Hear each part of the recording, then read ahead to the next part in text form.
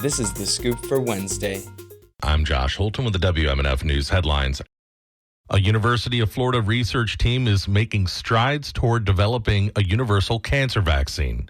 WMNF's Madison Overmeyer reports on their findings. The UF researchers have been working to develop a vaccine to stimulate the immune system to fight the cancer.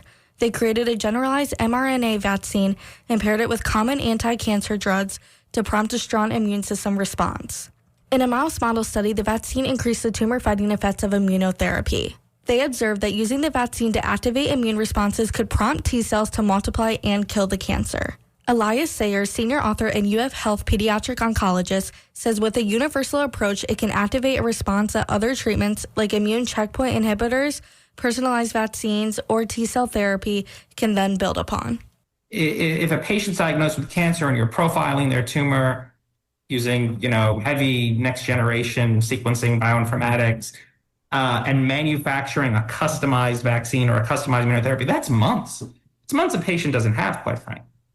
Moreover, by the time you have their personalized product, the tumor may have completely shifted or evolved or changed. You may be vaccinating against what was, but not against what is. Researchers found other beneficial effects after testing a different mRNA formulation as a solo treatment on mouse models with skin, bone, and brain cancer.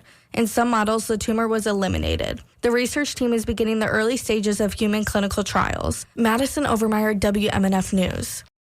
Thousands of shorebirds gather off dredged disposal islands around the Tampa Bay area created when material is dredged to make water deeper for ships.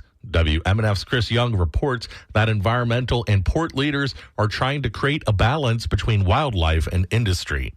Jeff Lichty is the sanctuary manager for the Florida Coastal Island Sanctuaries with Audubon, Florida. These have become really important features in the landscape that really help sustain threatened bird species as well as some of the more common bird species that we see around Tampa Bay. The islands can be found throughout Tampa Bay and are a prime nesting habitat for the birds, including the American oystercatcher and roseate spoonbill, due to a dwindling number of available coastal wetlands in the area.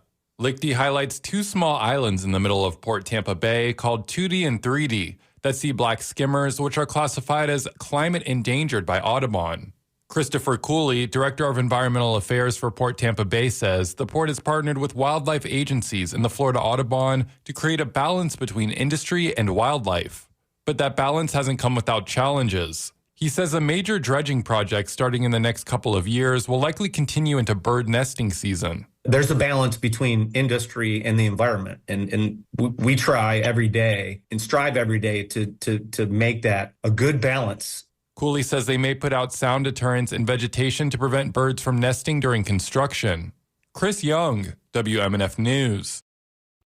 The National Hurricane Center is monitoring an area of low pressure near the Bahamas for potential tropical developments. Meteorologist Megan Borowski from the Florida Public Radio Emergency Network says that low will move east to west into the Gulf and increase the potential for heavy rain across the state of Florida today.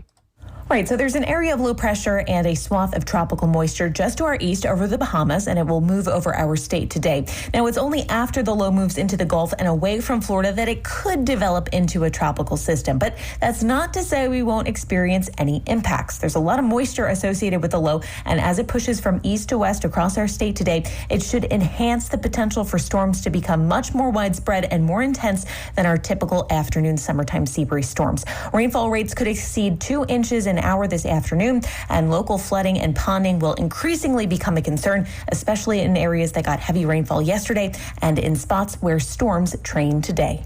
Megan says there's also a low-end risk for isolated damaging wind gust from stronger storms today. She says that by Friday and Saturday, a pocket of drier air should arrive, briefly lowering rain chances across the state.